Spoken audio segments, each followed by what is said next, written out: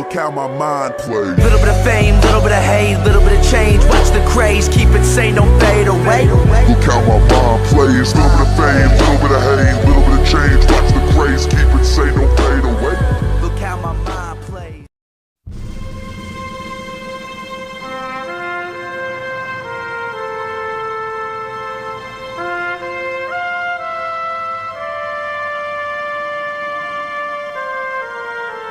It is a simple mansion, built of stone and irony, a symbol of freedom invested with the labor of slaves and great statesmen alike. It is like no other place on earth, a house alive with the past and present.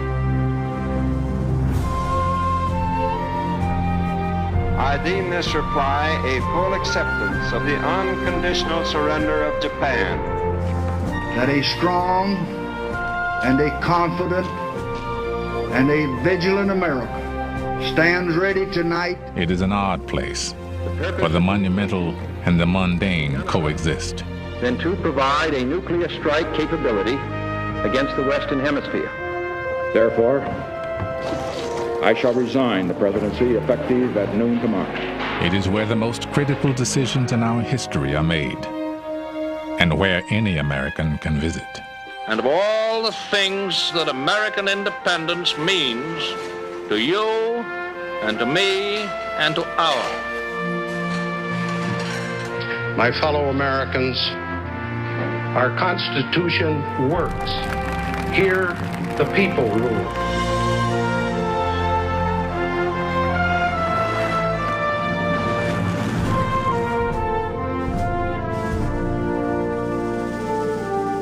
Now you will journey through time and a day, meeting the people and hearing the stories that give this powerful place its soul. For this is more than just an office, or a monument, or a home. It is an American idea, known as the White House.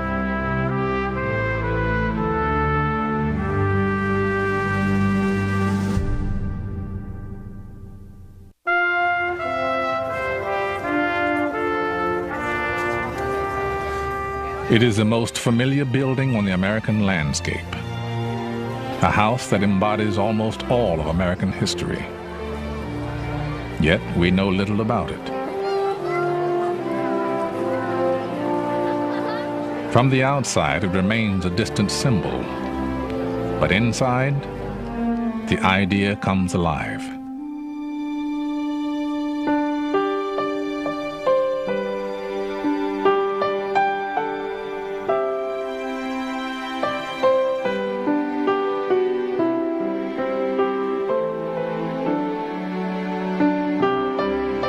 This isn't the biggest house.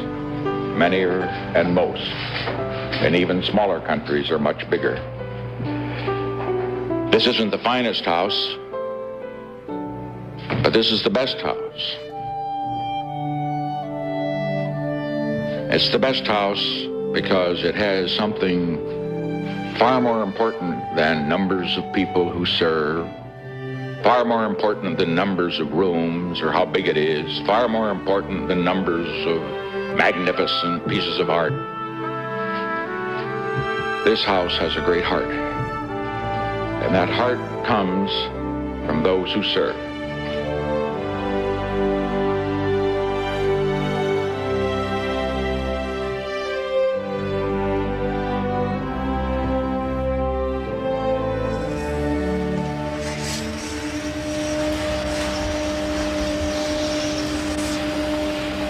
At the White House, there is no such thing as a typical day.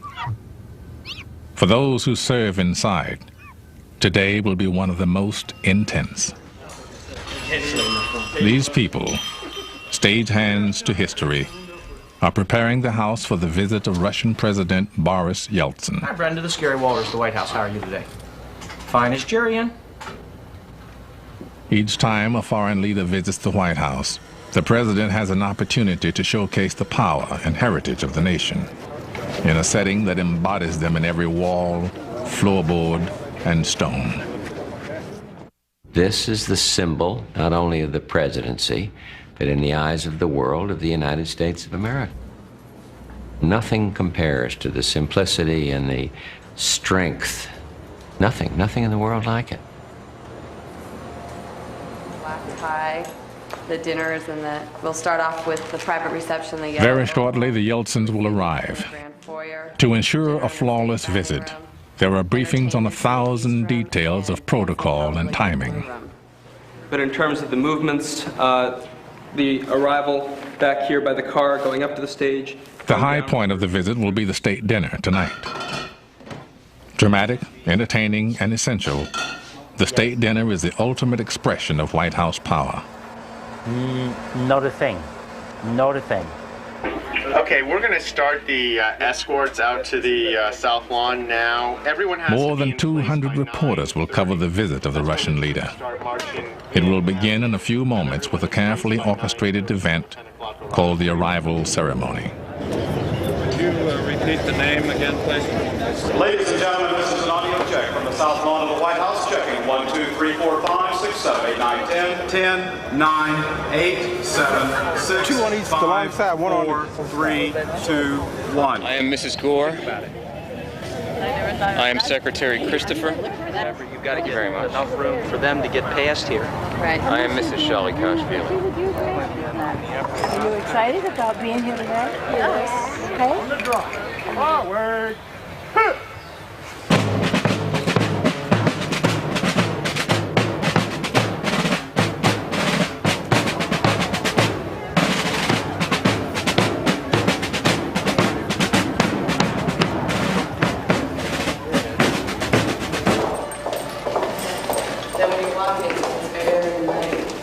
Inside the White House, with only minutes to go, the President and the First Lady receive their final briefing. You return to your positions. The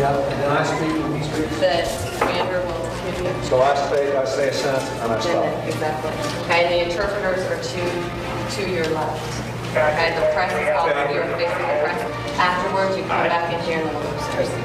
The only thing I don't remember is, what are the cues from down here, both coming and going? He turns his back, that is your final cue. Stand by about 15 seconds. He will turn his back, they will do some more stuff. He will face you, he will cue you at all times. And then we go back and start speaking. And then you come back.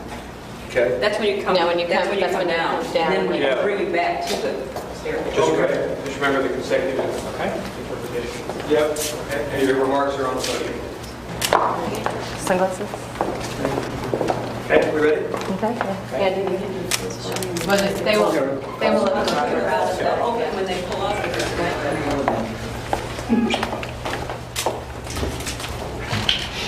Rich, thank you.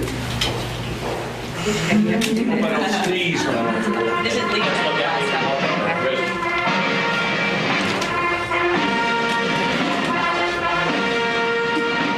Ladies and gentlemen, the President of the United States and the First Lady.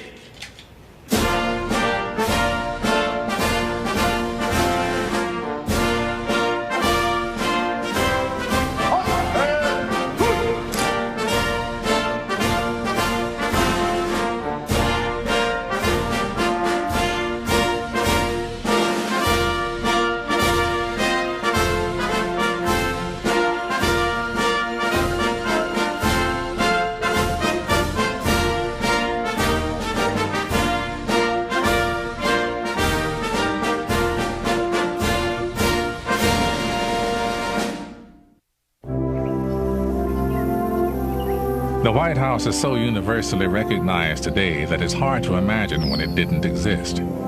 But almost 13 years after the United States had declared independence, the city of Washington was still nothing but untamed woodlands. In 1789, Congress agreed to build a new capital city. Ridiculed in New York and Philadelphia, the city and the president's house would never have been built had it not been for one man.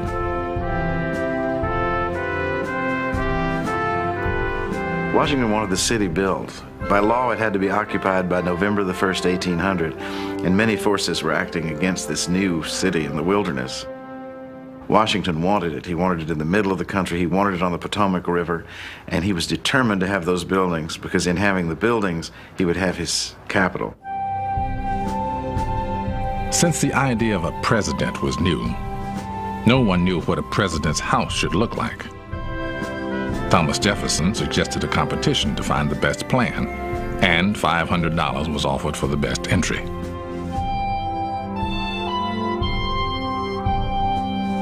After receiving several uninspired designs, one of them rumored to be from Jefferson himself, Washington remembered an accomplished builder in Charleston, an Irishman named James Hoban. In no time, this James Hoban appears in Philadelphia at the president's house there. They liked each other immediately, and they sketched out some things. Hoban entered the competition, Washington judged the competition, and Hoban won. Its foundations were dug by slaves, the intricate stonework carved by Scottish masons. More than half the workforce were foreign-born. The workers lived at the job site and each morning received a pound of meat and all the cornbread they could eat. After one especially randy night there, the commissioners overseeing the project closed down the only house of prostitution to have ever operated on the White House grounds. When it was finished, it was immense. A bigger home would not be built in this country until after the Civil War. The floor plan for Washington's house has endured with few changes for more than 200 years. On the east side, a large room for entertaining. The south side features 3 parlors, including the trademark oval-shaped room. On the west, the state dining room. The house closely reflects Mount Vernon, evidence of George Washington's powerful influence on the design and on the presidency.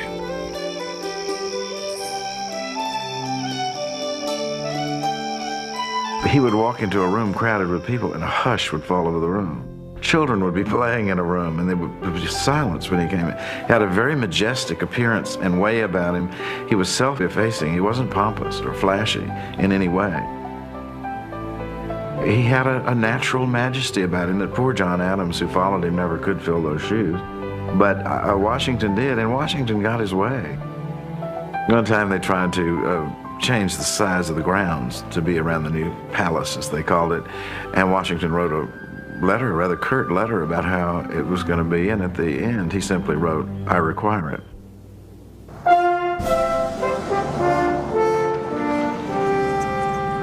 Washington was building more than a house. He was building the presidency. The house remains one of the president's most useful tools.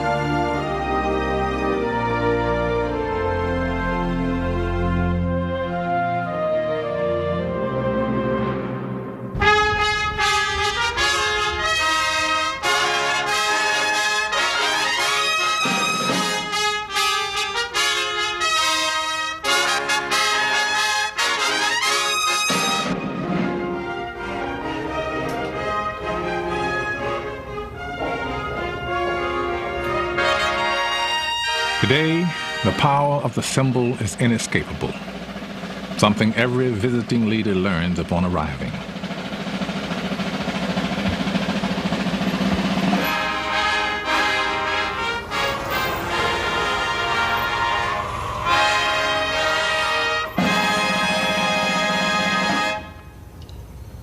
At that moment, I become the United States and he becomes Russia.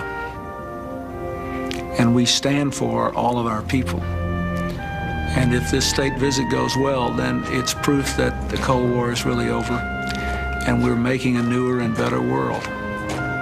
And I don't want to mess it up. I want to do it right because it's the United States. Conceived by President Kennedy in 1961, the modern ceremony not only impresses the visiting leader, it gives him the distinction of being welcomed here. Уважаемая госпожа Хиллари Клинтон, дамы и господа, искренне рад новой встрече с Америкой. Together we have agreed to safeguard nuclear materials and to shut down plutonium production reactors.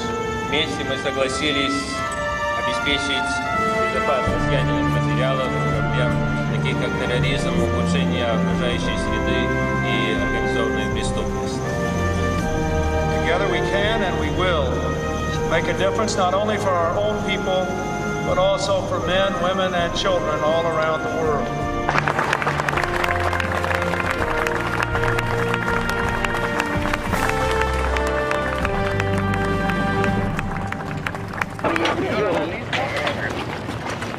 The receiving line's going on right now inside.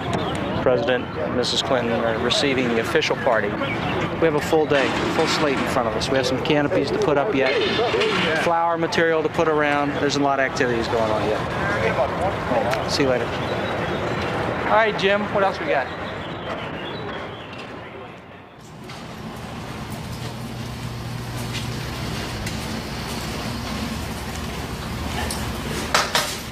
In the White House basement, the first preparations for the state dinner are underway.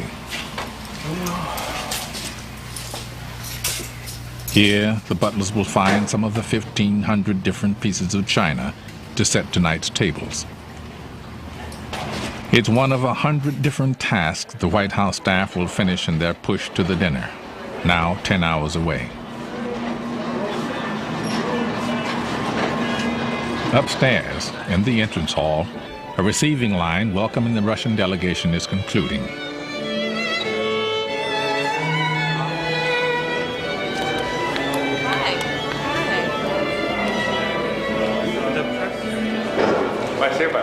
Very good. Thank you. Just a few steps away, the china is wheeled into the old family dining room. The White House is barely large enough to hold a dinner like the one planned for tonight. So, this elegant room has been converted into a giant pantry, so butlers like Buddy Carter can serve tonight's 150 guests. There's so many people that are capable of doing this job, but I'm one of the few selected that get to do it. So that's why I take a lot of pride in what I do, and I love it. There are about 100 full-time employees at the White House, and today they are all civil servants. But as late as 1910, almost all White House staff, whether nurse, butler, or office clerk, were hired by the president and paid out of his own pocket. This is the time they do the state dinners by. This better be on time. The White House resident staff still serve at the pleasure of the president, but they are managed by someone called the chief usher. Can I speak to Jim, please? Gary Walters has been the chief usher for 10 years. He's a conductor, directing everyone from butlers to plumbers, all the people who serve the family and make the house work. In addition to all those things that you see and wonder how they're going on, there's also those things that are going on behind the scenes. This is still a home. While those activities are going on, you get Chelsea Clinton getting ready to go to school. 2 extra chairs, including Secret Service chairs. Most of the staff end up a career here at the White House and have a feeling of love, awe, responsibility to the presidency in working in the House. I mean, we just don't read it or see it. We actually participate in it. Behind the scenes, to be sure. But we do, which I think is a better place for us to be. There have been only 8 chief ushers in the history of the White House. This small handful of men has prided themselves on lives actively seeking the background, catching the embarrassing moment before it happened, and then slipping unnoticed out of the picture. The most improbably named chief usher was also the longest serving. His name was Ike Hoover, and he arrived here in 1891 to help install the first electric lighting. At the presentation of this aviation medal. By the time he left, 42 years later, he had helped manage the House for a third of its life and served 10 presidents. Having someone who is master of the details helps make this formidable house livable.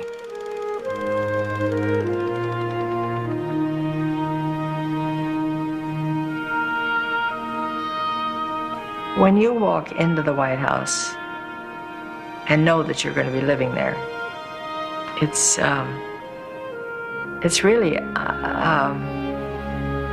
it's a hard feeling to describe. You think, I'm walking into this White House where all these other people walked before me, and all the things that went on. I mean, it's very humbling and awe-inspiring, and takes a little adjusting.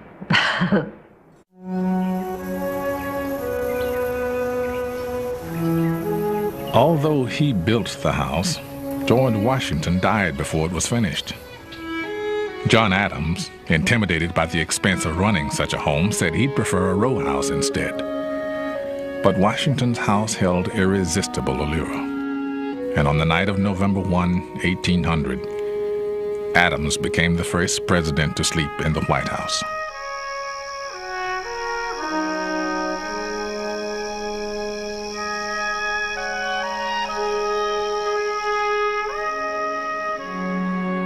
Well, he woke up the next morning and he wrote a letter to his wife. It seemed to settle in on him. And it's really, you might say, the first experience you know of a president having in that house. You see, by now it is the president's house. It seems almost an afterthought, but it's very beautiful. And he says, may heaven bestow the best of blessings on this house, and may none but honest and wise men inhabit it hereafter.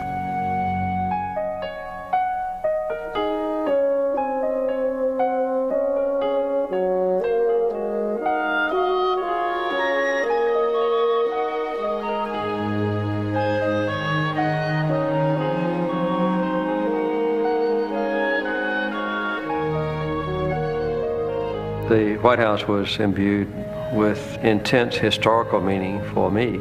Just to think that that's where Theodore Roosevelt and Abraham Lincoln and Harry Truman and Franklin Roosevelt and John Kennedy had lived and worked was sobering and also exciting. So I would say the first day or so we were kind of like tourists. Over the White House at Washington. Some occupants were thrust into the place without warning. On April 12, 1945, Vice President Truman was urgently summoned to the White House.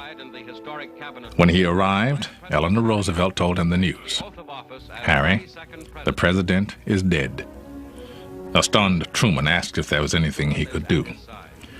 Mrs. Roosevelt replied, "Is there anything we can do for you, Harry? For you are the one in trouble now." As formulated by the Roosevelt administration. When the Johnsons entered the White House, the nation was still in mourning for President John Kennedy.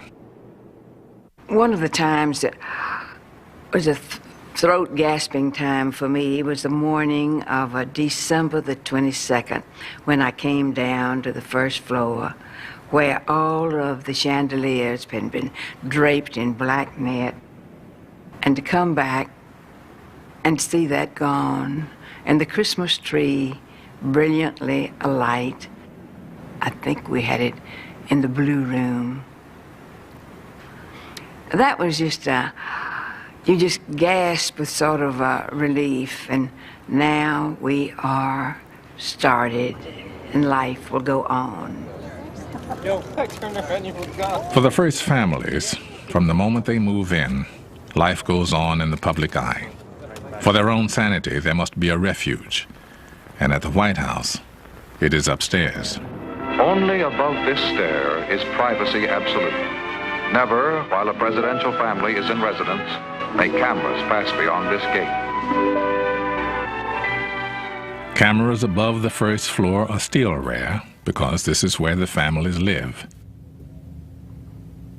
The second and third floors are one of the few places on Earth where the families are not accompanied by Secret Service. At the heart of the second floor is the yellow oval room, which leads to the Truman balcony. And we sit out here and have discussions, or sometimes we'll have a candlelight dinner here on the balcony. And as you can see, the tourists are over here by the fence, and for a change, we watch them.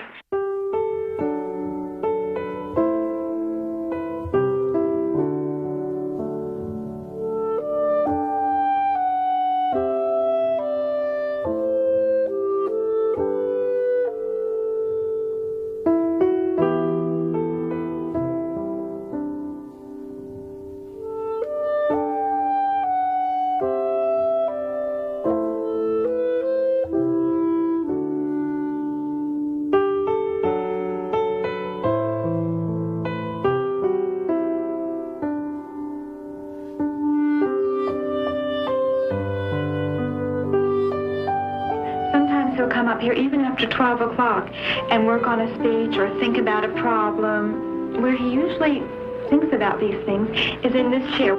This was my father's favorite chair there. These rooms provide a haven, a place safe from everything but history. For me, I would get so caught up in what I was doing that you forget where you are, that this is home. But then we'd sit down at dinner at night, and here would be Abraham Lincoln's plate. And then it would all just kind of come back. Here I am in this historic house, and it was overwhelming sometimes. While overwhelming, this public housing does come with some useful amenities. Living in the White House is quite a dream for any homemaker. There's somebody to do everything. It's not just the wonderful butlers and maids, but if you need a plumber, all you do is pick up the phone and the plumber's there right away.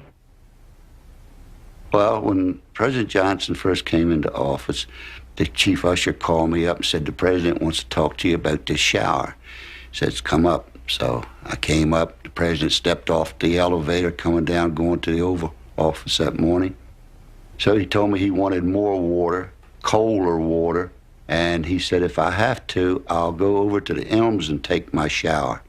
So the first thing I did, I got a chauffeur and went to the Elms to see what he had over there. And we came back to the White House, and we thought we had it, perfect for him. We had it much better than he had at the Elms. But he wasn't satisfied with that. He wanted 50-degree cold water. He wanted body sprays around him. And then he told me that he wanted a shower head about 2 feet off the floor. He said, I want a shower head right there. And I said, well, you hold your finger there, Mr. President, let me mark that spot. In your home, probably you have about 8 to 10 pounds of running pressure on your shower head when it's running. His was 110 pounds of pressure while it was running. It was like a mini car wash. The chief usher, Mr. Rex Skelton, he said, I have to try that shower out. And it just kind of pinned him right up against the wall. He said, I don't see how the man can stand it. President of the United States of America and Mrs. Johnson.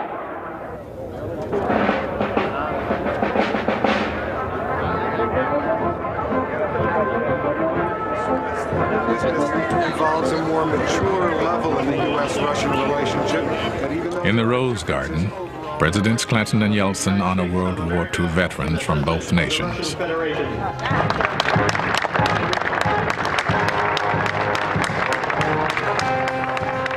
On a day like this, when so much must be done, White House staff more than earned their pay. Then we have the blue room and the red room. Right. Still passing? No, we don't pass in the blue and red. While they're waiting to go into put this one over there. Yes, sir. And do another one of the Reagan China. Oh, The employees are like a family because everybody sees, you know, it's like you got different departments and everything like that, but it's not operated that way. You know, if you see something that needs to be done, regardless of which department it is, you do it. That's why we say it's like a family. Color right in these movies. Having too dark, look like I need to shave. I think the people who serve here a long time obviously do it because they love their country as well as loving their jobs. And they're able to be loyal to presidents, some of whom they voted for and some of whom they must not have. Otherwise, I mean, just by definition, if you look at the changes that go through over time. And I think that somehow they have the idea, and we have the idea, that when you live here, you have to, there is a sense in which you can put your politics behind and put your country first. And they kind of symbolize that. There's a marvelous group inside the White House staff, and I'm talking about the White House family. And they have a wonderful way of making whoever lives here feel at home. I remember one time teasing a member of the staff, one of the butlers, and they are really like family and treated our children like family. And I said, if you don't behave, I'm going to get you fired. And he burst out laughing and said, presidents come and go, butlers stay. In 1945, a young electrician named John Muffler came to work here. For the last 50 years, in addition to electrical jobs, he has handled the little annoyances of life for 10 first families, like replacing watch batteries and fixing eyeglasses. You want to do the ground floor, right? Yeah. No one in the history of the house has served here longer. Am I going too fast for you? The man with the longest tenure here, fittingly, also is in charge of time. Every Friday, Mr. Muffler winds the clocks in every part of the White House. How many clocks are there in this place? Several. Supposed to look at the clock, Mr. President? Yes, it's a beautiful clock, and it still keeps good time. Do all these clocks run, Mr. President? It seems Yes, to be they all one or two run. in every room. We have a special man that winds clocks every Friday. I always managed to be there when he'd come in somehow. And one morning he said to me, son, do you know why when I come into this office, these pictures are all crooked and all bent out of shape? I said, no, sir, Mr. President, unless the cleaners, when they're dusting, they move the pictures around. He said, no, that's not the reason. He said, would you like to know? I said, yes, sir, Mr. President, I would. And he said, the rotation of the earth causes that. I said, yes, sir, Mr. President. But he went over every morning, straightened out. Oh, I love Mr. Muffler. I can't do anything like program VCRs or set digital clocks, and so I'm always needing his help to come to my rescue. But he's a perfect example of the kind of dedicated service that people have given to the White House and to presidents and their families over 200 plus years. Only a handful of White House staff develop a relationship with the first families. During the Hoover years, if the president or first lady happened down the hallway, staff were expected to disappear. Some remember jumping into closets, only to find them already occupied. That policy eventually changed, but today, the job is just as demanding. I mean, there were many days when I come home at night, of course, it'd be late, and my wife would be asleep when I leave in the morning. She'd be asleep when I come home at night, and I'd get up and go back to work the next morning, and she'd still be asleep. The White House is, when you really think of it in terms of, you know, how important it is and how the people depend on you to do a job. And those are the things that you have to do to get the job done. It's no excuse that the job don't be done. United Nations War Council. President Roosevelt and Prime Minister Churchill at the White House. Because of what happens here, even in the wee hours of the night, someone is always on call. Alonzo Fields, White House butler for 21 years, developed a unique relationship with Prime Minister Winston Churchill. Around about 1:30, I decided that the Prime Minister is satisfied, I know. And I was thinking about really going to bed. And the bell buzzed. And I went in. The Prime Minister was walking up and down with this scotch in his hand, talking, quoting, and saying different things. And he says, We're trying to find out from the Russians what we can do for them. But what can we do? It's like an iron shade. And then he stopped and stomped his foot. Oh, make that an iron curtain. And then he saw me, and my eyes saw the bottle was empty. My poker face didn't fool him. He says, yes, my man, I need some more to drink. He says, I have a war to fight, and I need fortitude. So I proceeded and got a bottle of scotch and opened and poured the Prime Minister a drink. And then I said, Mr. Prime Minister, will that be all for tonight? And he says, I don't know. I can't depend on you. I said, well, Mr. Prime Minister, what is it? And he says, well, if ever I'm accused of being a teetotaler, I want you to come to my defense. I said, Mr. Prime Minister, I'll defend you to the last drop. Whether war or household drama, the staff lives it with the first families. I remember when President Carter's grandson, James Earl Carter, the fourth, was born soon after the inaugural. I mean, there was a sense of euphoria here at the White House through everybody. We had a grandson born, about a month after we moved in, little James. And when we left the White House, at the end of 4 years, I always remember Alfredo holding James in his arms with tears running down his cheeks that we were leaving. The children, you know, especially the little ones, will remember me for the rest of their lives. And that's exactly 2 weeks ago, Jimmy came over. And Gary is this high, and Alfredo. And I was teaching him when he was a baby. Meanwhile, I was giving him the food because I was taking care of him, see? I was teaching him in the Spanish language. Uno, dos. And I remember him crying, and Alfredo just cried and cried because he loved that baby.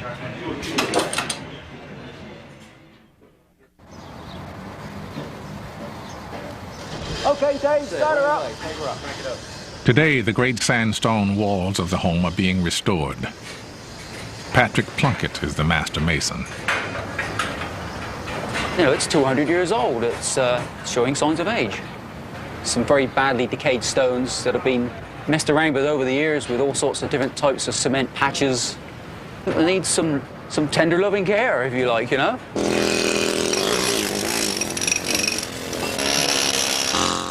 The masons have finished 3 of the 4 sides of the house, hacking out decayed and crumbling stone and replacing it with new. The replacement stone comes from the same quarry as the original. Because it was porous and vulnerable to the elements, the first masons sealed it with a wash made from salt, rice, and glue. Out of necessity, they produced the first layer of paint that would come to define the house itself. By 1979, there was so much paint on the walls another layer wouldn't stick. After removing some 32 coats of white paint, workers made a remarkable discovery. Burn marks from the most humiliating event in White House history. It's hard to imagine today, but back in the Madison administration, during the War of 1812, the British Army captured the city of Washington and burned the White House. The Madisons were trying to keep a cheery face on it all, and they had a dinner party. And some of the most amusing in the context letters in the Madison papers are regrets to that particular dinner party that night in August. Lo and behold, you could hear the gunfire. Mrs. Madison finally fled herself, left the house alone with Paul Jennings, a slave. Jennings was to bank the fire, ironically, to keep it from burning down. Well, the British came in at 11 at night. They saw the dinner. The officers sat down and had the dinner. Furniture was piled up in the rooms with lamp oil on it, the windows broken out. And at about 1 a.m., the British stood with flaming javelins in a circle around the house, and Lieutenant Pratt fired his pistol. The javelins were thrown in the house, and it exploded. Mrs. William Thornton, a British citizen, was there and said it glowed like a great plum cake.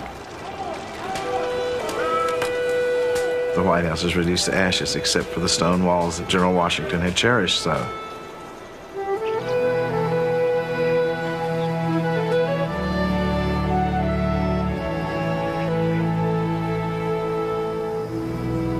Upstairs on the Truman balcony, we have one block that's unpainted. And whenever we have people up there, I take them outside and I look at it and I say, you remember this house burned in 1814? I look at it all the time. Every time we have any kind of international incident, when Captain O'Grady was rescued out of Bosnia, I went out on the Truman balcony and I looked at the burn marks. But I'm very aware every day I go to work about how this house carries the whole story of America and how we're still creating that story and what our obligations are.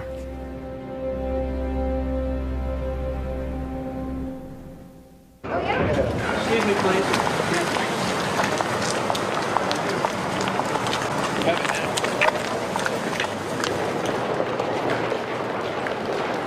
Throughout the day during a state visit, meetings between the official delegations are held, and the press moves from room to room for photo opportunities. Before you begin, do you care to respond to the health care situation? Are you disappointed? Those living here are surrounded by constant reminders that they are not living a private life. I feel as though I've just turned into a piece of public property, Jacqueline Kennedy said after only 2 months in the White House.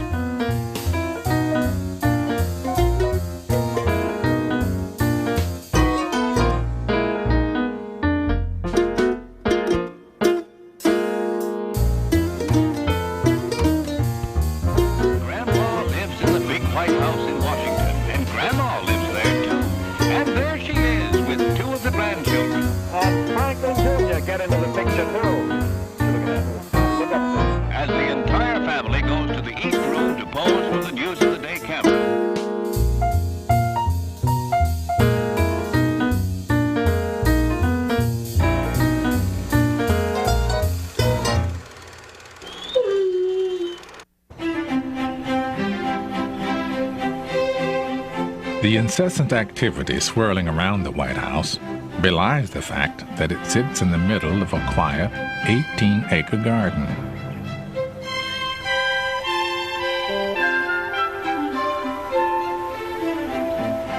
I didn't know, Eleanor Roosevelt once wrote, what a steadying effect the beauty of the house and gardens, the dignity and serenity of the place would have on the souls of its inhabitants.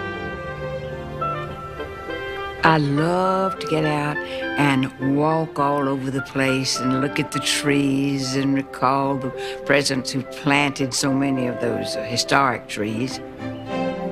The oldest trees are 3 ancient magnolias, still standing more than 160 years after Andrew Jackson planted them. Almost every president has planted a tree. It's a ritual that allows each family to leave their arboreal mark while regenerating the grounds. We too, just like every person, had an opportunity to plant a tree of our choice. And I wanted so much to plant the live oak, which speaks of the hill country. Well, that's home. But it's not their habitat. Just forget it. Plant what will grow well there. So we planted another variety of oak, a water oak. It grows very well in Virginia and the surrounding country. And I do look at it whenever I'm back there. The South Lawn has always been the quintessential American backyard, something between a playground and a formal garden.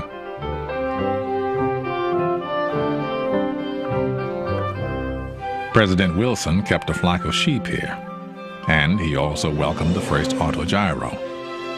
Each morning during the Hoover administration, the cabinet played an exercise game with an 8-pound medicine ball. When Ike installed the first putting green, the stage was set for confrontation with the local constituents. Squirrels have created a nutty problem at the White House, with President Eisenhower complaining that the 4-legged vandals are tearing up his private putting green. The president, a very earnest golfer, brought on a minor political storm with his decision to banish the squirrels, even though nobody has found out whether the animals are Republicans or Democrats. Well, the South Lawn is well inhabited by squirrels. And up at Camp David, I noticed that the oak trees shed acorns to a great extent, and the squirrels didn't do much about them. So when the day came to go back down to the White House, I'd fill my pockets with acorns. And there, up and down and in the rose garden, there would be these squirrels, and I'd throw the acorns out to them, and you'd see them, wham, they'd just go and grab for those acorns. One occasion at Camp David, I didn't get any acorns. And when I came back, well, I went into the Oval Office, and we were having a meeting there. I looked, and in every one of those windows, the squirrels were standing on their hind legs and looking through their front legs inside, and they're looking at me. And they literally, I could see, were saying, "Where are the acorns?"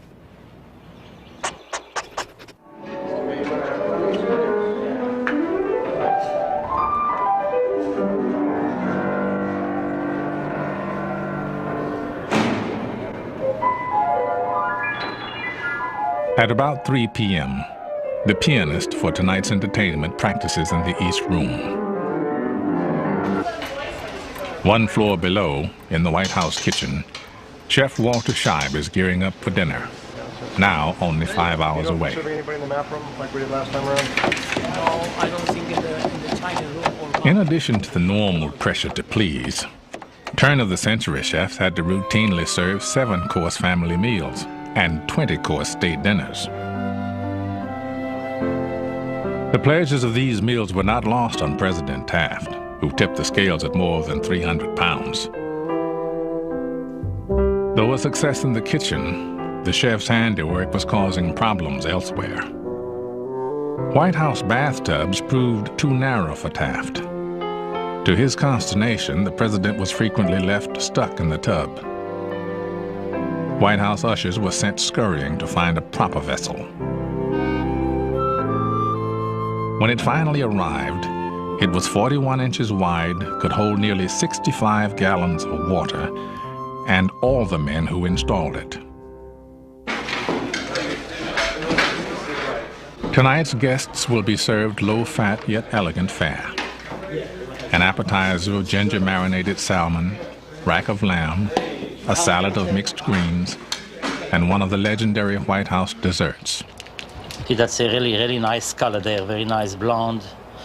Roland Messnier has been pastry chef at the White House for 16 years. Okay, and that goes back. This is when I am even more nervous than normal. You have to remember, you know, when you serve a state dinner, who are your guests? The dining room is filled with extremely important people, people that have been everywhere, that have tasted all sorts of food. And our job is to make sure that the guest will leave the White House feeling that the president and Mrs. Clinton did an excellent job receiving the guest. Not the pastry chef, nor anybody else, but the president and the first lady. That has to be very, very well understood. And I think if you can do that, then I think you do your job fairly well. Messnier's almond baskets will be the dinner's grand finale. Here we are.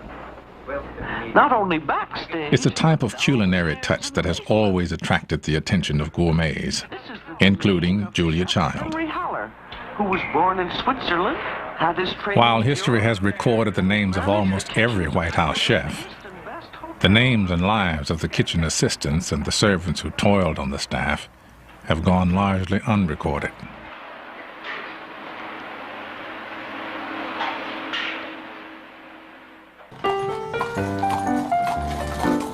In 1909, Mrs. Taft considered firing all of the white ushers because they couldn't be treated like servants in the same way as blacks.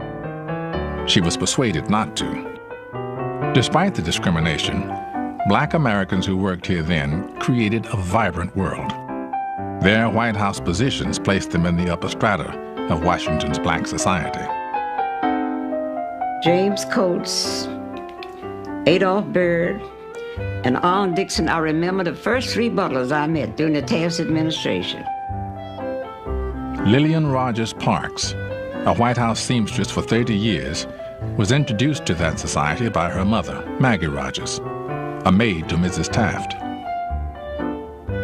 They had their homes and they entertained. And then we had clubs that was very classy. And that gave them the idea to get together and have a little club at the White House called the Chandeliers. Named for the cut glass fixtures in the East Room, the Chandelier Club, like many social clubs in the early 1900s, held a ball each year. Though it was not staged there, the White House imprimatur made the Chandelier Ball exclusive. The Marine Band played, and White House dignitaries always attended. But outside the ball, black workers were still treated as second-class citizens. In 1902, President Teddy Roosevelt invited the noted educator Booker T. Washington to the White House for dinner. Press reaction in the South and the North was severe.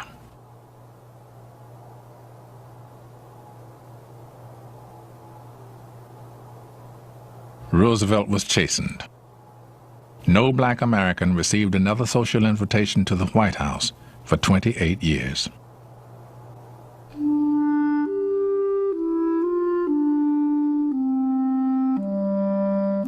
When Chief Butler Alonzo Fields arrived at the White House in the 1930s, he kept a daily diary, monitoring numbers of guests, how much food was served, and the performance of the staff. But on some occasions, like a visit by Vice President Jack Garner, he also recorded what he heard. Now, he was a friendly man, Mr. Garner, Vice President. Hello there, boys. How are you boys today? And, oh, he smiled, and I'm sure that he would do almost anything for you as long as you accept that you're boys and that type of attitude. The President says, how you doing, Jack? Well, he says, I'm doing better now. He says, I'm down in Texas there, and my belly's so damn big I can't get down to trim my corns.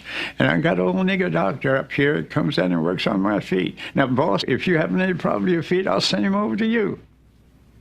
Well, in this, you have a twofold situation. He's recommending the man as being good. You say, well, you ought to be satisfied with that. But in the way his recommendation doesn't give you any credit really at all. If you're going to fight to prove that you're better than anything he thought you were. Be as humble as possible, ignore it, and then build a pride in yourself that these people, they think they're better than I am. And you can say within yourselves, I know what I am. I'm serving the country.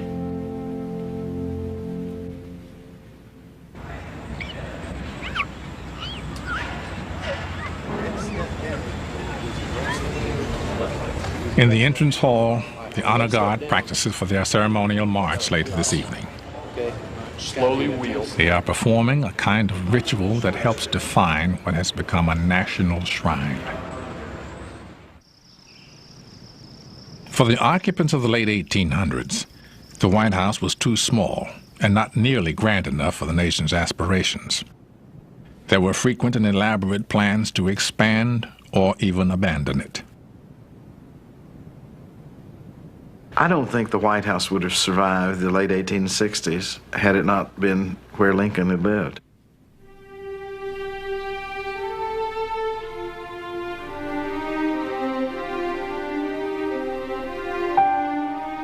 You think of Lincoln in his nightshirt going down the hall at night with the wind blowing, in his dreams that his secretaries told about, his wife's problems, the child's death. It all happened in the White House. And it's from the White House he left in his carriage to go to Ford's Theater, and it was the White House he was brought back dead.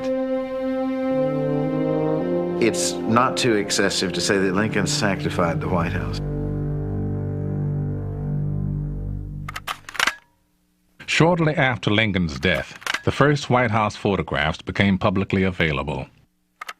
By the 1870s, images of Lincoln's house were everywhere.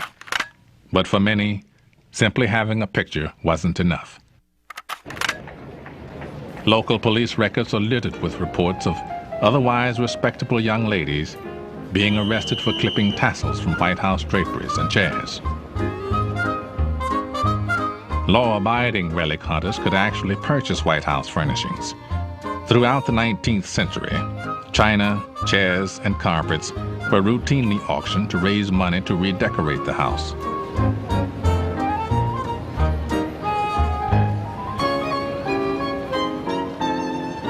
Now, Mrs. Theodore Roosevelt began to be upset about these auctions. Mrs. Roosevelt was an ardent antiquer. She would practically stop a parade to go into an antique shop and run out with a couple of andirons, you know. She really was an aggressive antiquer. And she would go in shops and she'd see a piece of White House china for sale. She thought this was undignified.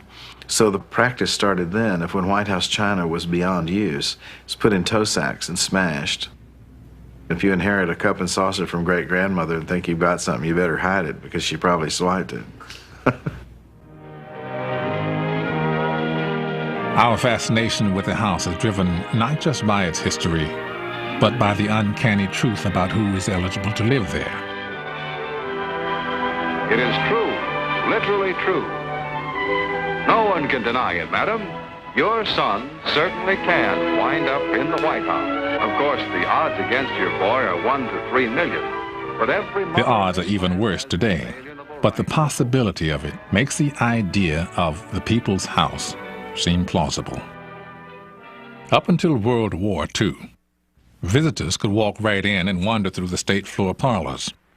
If they chose, they could leave their card with the doorman. Later that day, they would receive an invitation to a tea or other White House social event.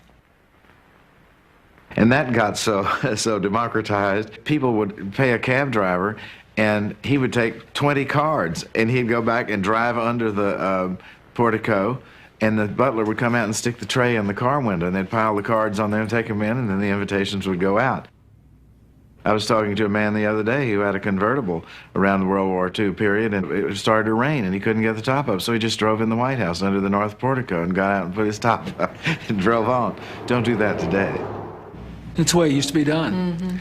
When Roosevelt was president, I think until the Second World War, every weekend, a Sunday afternoon, during the warm weather, people could picnic on the backyard here.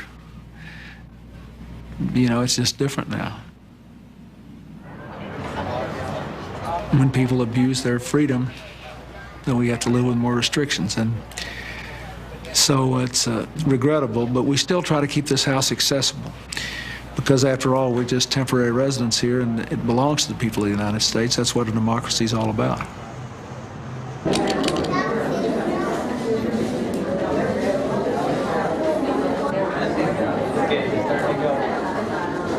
That's the Independence Hall at 6th and Chestnut Street. What room is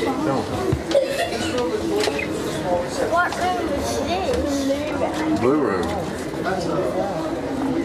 I used to take some foreign visitors, heads of state, to the tourist line. And I did it more for the benefit of the head of state than from the tourists. And some of them found it amazing that the house would be that open. We'd say, "Where are you from? Where are you from?" And they'd not only be from any of the 50 states, but from many other countries. And it made a profound impact on the foreign leaders that I would take there. And I think they got a better sense of the strength of our democracy when they saw that. I know it's true.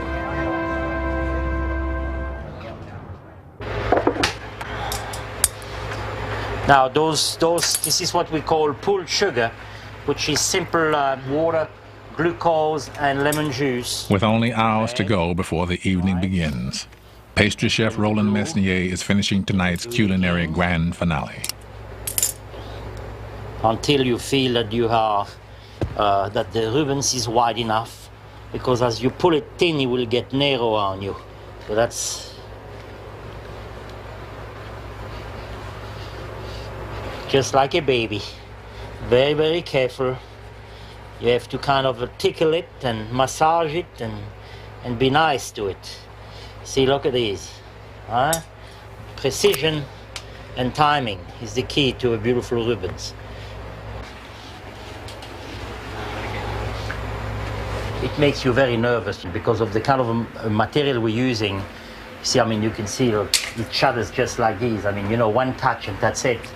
One wrong move in a corner of a door. So I think in every state dinner I age about 2 or 3 years. Mesnier's creations represent the sophistication of the White House staff. But it wasn't always this way.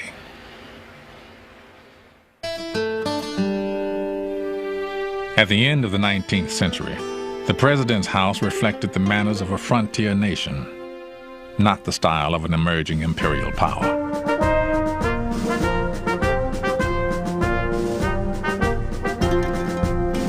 It was a home comparable to many other residences from its beginnings. And then enormous demands came upon it. And we had a rather imperial community come to Washington.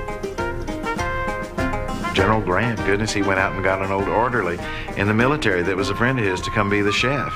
And they had a state dinner, and here apple pie came out and big slabs of roast beef with gravy dripping off of the plates, and Ms. Grant was mortified. These ambassadors didn't know what to do with it. You get on the floor and chew it or what? By 1902, a brilliant young man named George Cortelyou had changed all of that. At Roosevelt's request, he created an almost regal White House style that redefined the House for the new century. Cortelyou wrote a series of guidebooks for the staff. In them, they could find rules on everything from how to stage a state dinner to how the staff, including the president, should dress for work. The most interesting one to me is the customs for riding horseback with the president. Your stirrup was never to go forward of his, and he would nod if you were to fall back, and someone else could come forward and ride alongside him and talk. And of course, with Theodore Roosevelt, who was a wild man on a horse, he was jumping and leaping and going through creeks, and his people were following.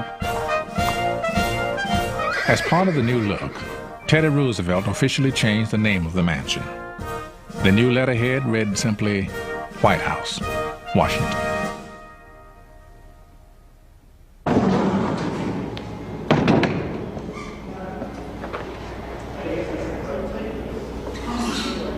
Inside the state dining room, with only a couple of hours to go, Chief Usher Gary Walters is struggling with the most pressing problem at the White House, a lack of space. And that one goes up in that gap a little bit, then that one can move over this way, right? How are we doing there? Can we offset one of those? This one and gain the room. No, it may seem small today, but for the Roosevelts at the turn of the century, life in the crowded White House was miserable. Along with their 6 children, the President and First Lady were crammed into only 8 rooms in the west end of the 2nd floor. At the other end of the floor, almost 30 office workers toiled amidst the noise of telephones, telegraphs, and typewriters. Roosevelt solved the space problem and changed the house forever by building a new wing for his staff. It is in the West Wing, not in the house itself, that the most famous room in America stands, the Oval Office.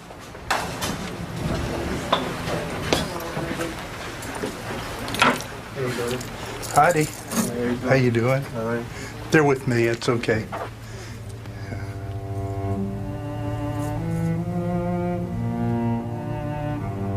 Frankly and definitely, there is danger ahead. Danger against which we must prepare. We are now prepared to destroy more rapidly and completely every productive enterprise the Japanese have in any city. We shall destroy their docks, their factories, and their communications. Shall be the policy of this nation to regard any nuclear missile launched from Cuba against any nation in the Western Hemisphere as an attack by the Soviet Union on the United States.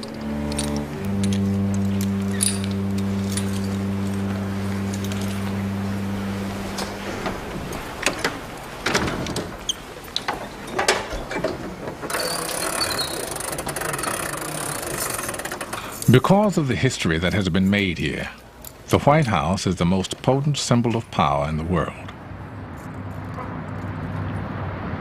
The power of the House is exploited not only by those who work inside, it is used by those outside the fence as well.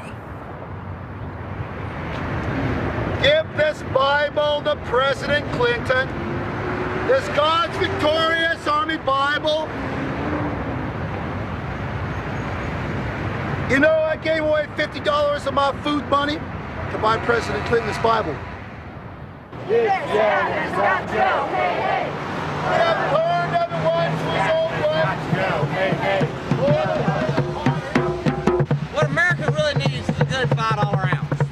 Agitate the hell out of the president.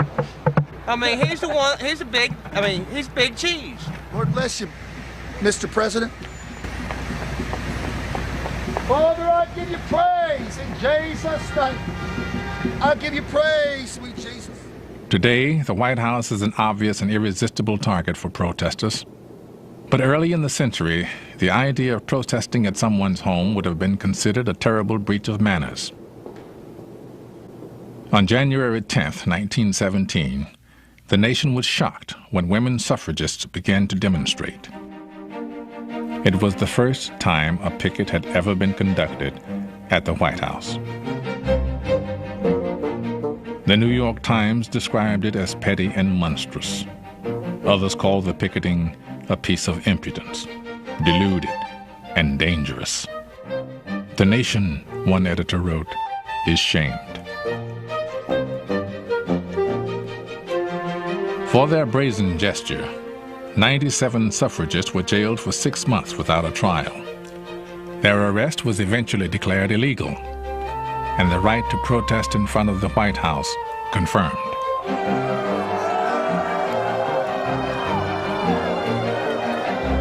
Our Book of Peace is a book of 38,000 authors, each one of which says with persistent iteration, we demand that profit be taken out of war making. This gap has got to go. Hey, hey, ho, ho.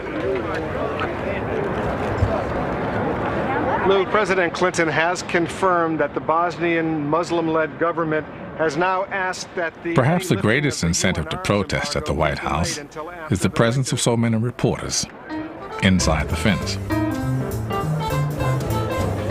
By 1950, a permanent corps of reporters was in residence, operating from the same area Teddy Roosevelt had set aside for them 48 years before. When I first began covering, the press was still kind of in a makeshift operation. They were allowed into the West Wing, which was the reception area, still is, and in the middle was this big Philippine mahogany table, and people waiting to see the president would sit down there, and the press would sit down there to see who was coming in and out. We would gather around Jim Haggerty, the press secretary to Eisenhower. He would sometimes say, "Sorry, boys, no story today," and we would accept it, go off, have lunch, take a nap, and forget it. So the intimacy in that time was just amazing. And people like myself knew the presidents intimately. Leon, why is it after 20 months in office, the president had to decide who he wanted as his press secretary? But those days are gone. Why did he have to redecide? The odd marriage between the president and the press has grown increasingly adversarial. Neither the press nor the public has the easy access they once enjoyed. Excuse me, pardon me, excuse me. Where are you going? Come here. Where are you going? Come here. We cannot go inside yet. We cannot go inside yet. Where do you think you're going? Okay. The last time a reporter could wander around the West Wing of the White House is 30 years past. Okay. Okay. No, not okay. Okay. The last time anyone could walk in off the street and shake hands with the president is more than 70 years past. Access to the White House has always reflected the society around it. Today is no exception. It's a panic at the White House. A crazed gunman fires away. Now he drops his empty clip and tries to... The Secret Service did a great job. They said they had him in the fight. Strikes and you are out. La Casa Blanca ya está las dos strikes. I think he was just shooting at the symbol. In the spring of 1995, Pennsylvania Avenue, the street in front of the White House, was closed forever. Security increased, and the White House became a little more fortress and a little less house.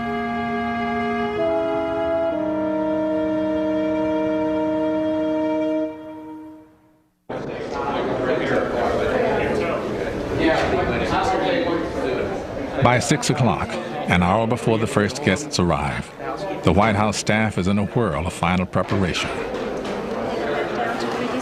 No. They greet these people here. They greet these people at the North Portico. Each of the head people, the tables have been set up very well. I personally checked them. The front person should check each table to make sure there's not any foliage or anything hanging around. I hope there's nobody here.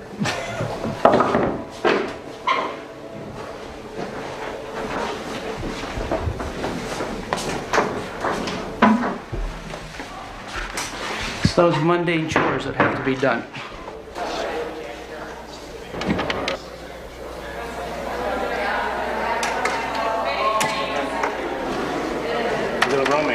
That's part of what the evening's about. I'm coming back at you. Is part of setting a mood as well as entertaining guests. We're trying to set a mood, which is a nice, pleasant evening for everybody. Since any of these plates could be the president's, each has to be perfect.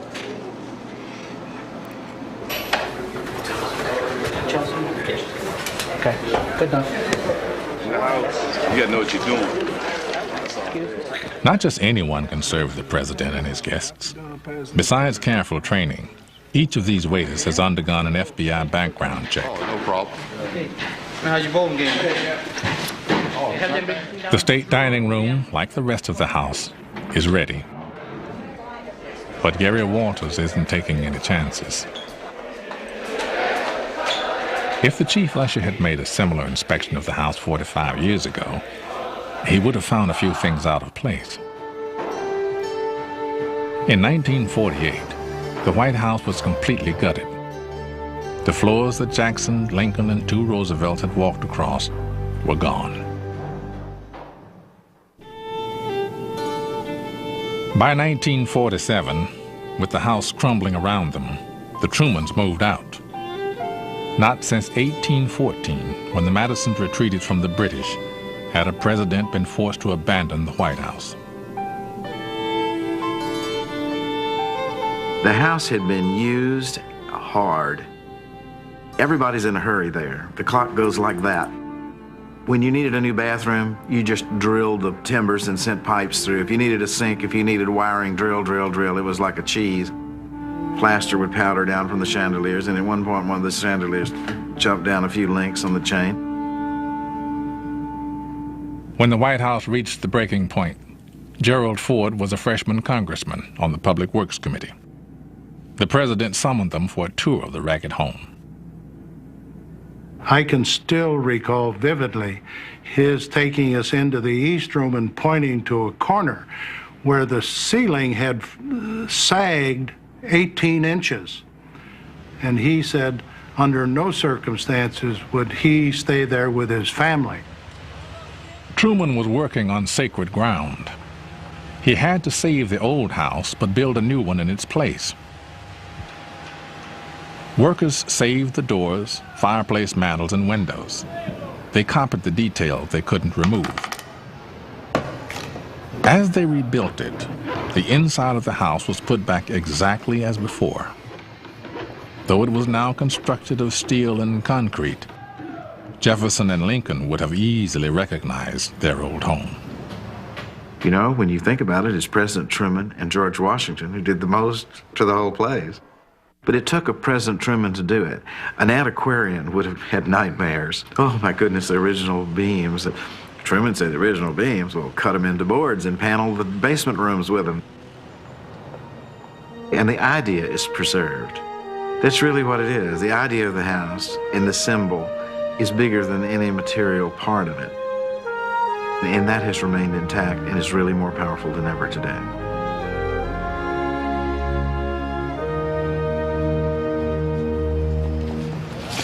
Here we go. When the Yeltsins arrive, it will be here at the formal north portico. But the rest of the guests enter the house through the ground floor. September 17th. He's the actor in L.A. Law. In L.A. Law, okay. My kid will be so impressed. The men have it easy tonight. They are all wearing tuxedos. What's appropriate for the women to wear to a state dinner? What kind of reaction do you think you'll get tonight, Senator? Pardon me? What kind of reaction do you think you'll get tonight, Senator?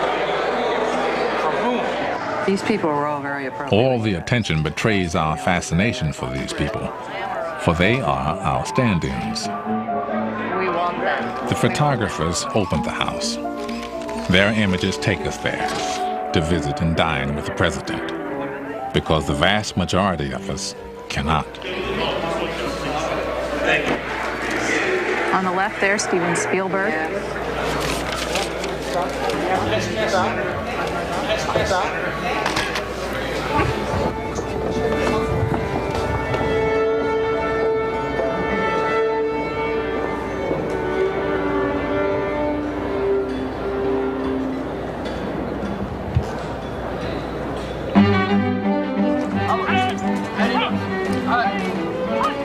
They definitely are up there.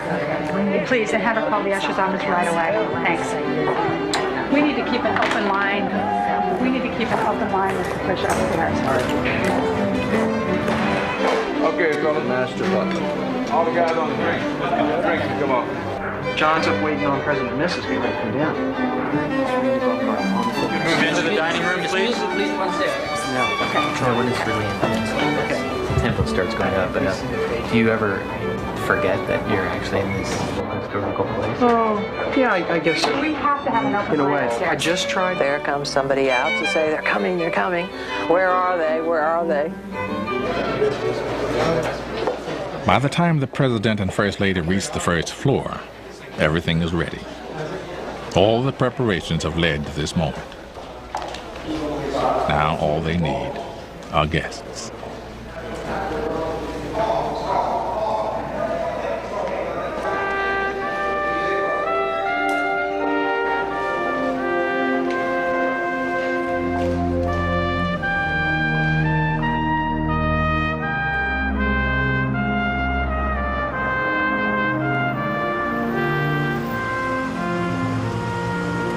At night, it's a very different thing than what happens at the beginning of the state visit.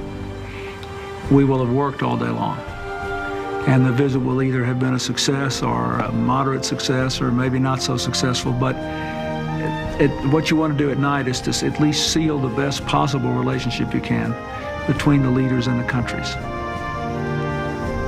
So at night, you really just want them to enjoy themselves. You want them to have a good time at the dinner, to say what they want to say at the toast, and just be glad that they could be there.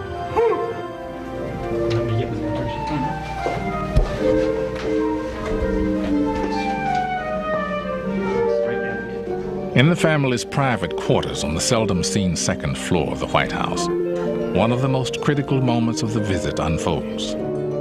Here, the President and First Lady have a chance to relax with their guests in the warm atmosphere of a home. Welcome to the White House. I heard you speaking with my husband about it. Yes, indeed.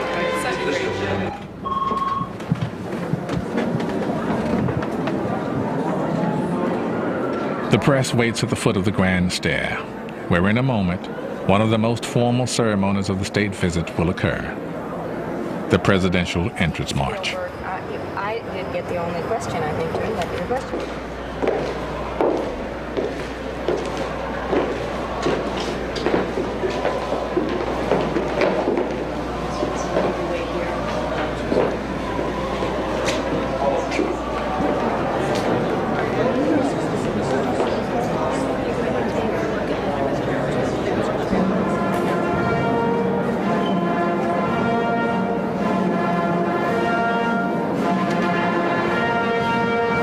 Ladies and Federation, and Mrs. Yeltsin.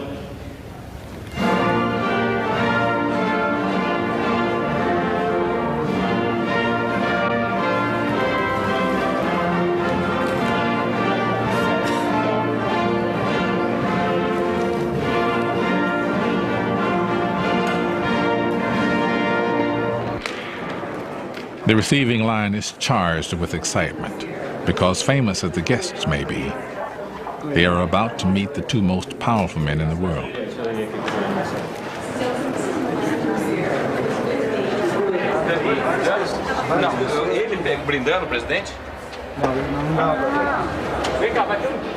And we have admired your patience. The rising anticipation of the evening is peaking by the time the official toasts are made.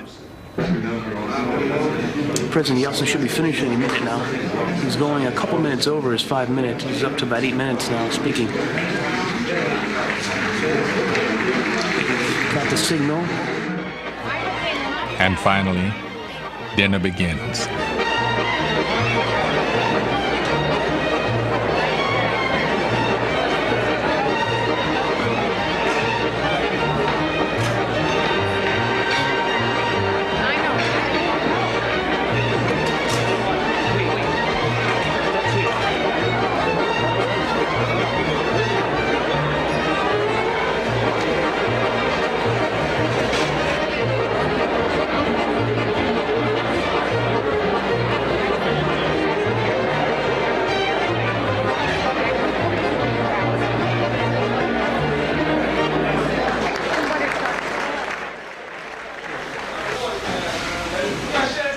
While dinner continues upstairs, downstairs, the staff is battling back an avalanche of dishes. Working hard, fellas. Cocktails at 7. After the cocktails, that's when it starts flowing in. Start coming down, and after that, it's non-stop. Do you kind of forget where you are, or do you ever forget where you are? No. You know you in the kitchen watching the dry dishes.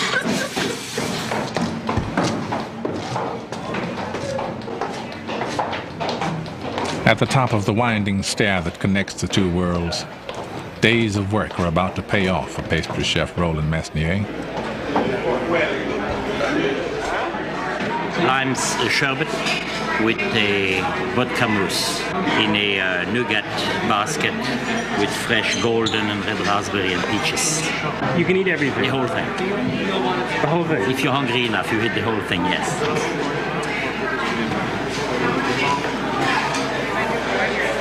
Curry straight, please.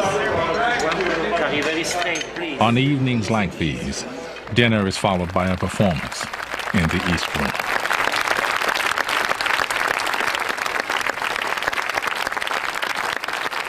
During the Civil Rights Movement, singer Sarah Vaughan performed here. At the end of the evening, a staff member found her sobbing in her dressing room. When asked what was wrong, she said, "Nothing is the matter. It's just that 20 years ago when I came to Washington, I couldn't even get a hotel room. And tonight, I sang for the President of the United States in the White House. And then he asked me to dance with him. It is more than I can stand."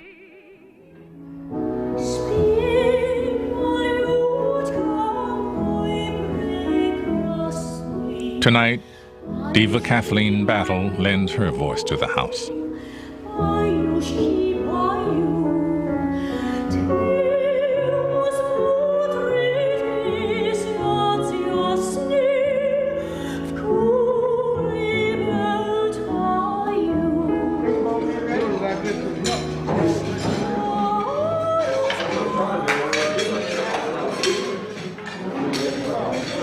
I think one of the attractions of the White House, one of the things that makes it so precious in our country, is the fact that a family really is living there every day.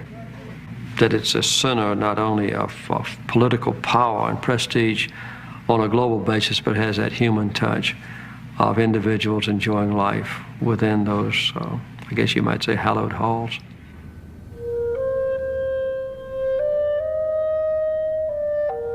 Tomorrow it will start all over again, and every day, for as long as there is a republic. Families will come and go, just as butlers and maids do. Dignitaries and old gentlemen who wind clocks. These are the people who furnish this house and give it life. And as they do, an American idea endures.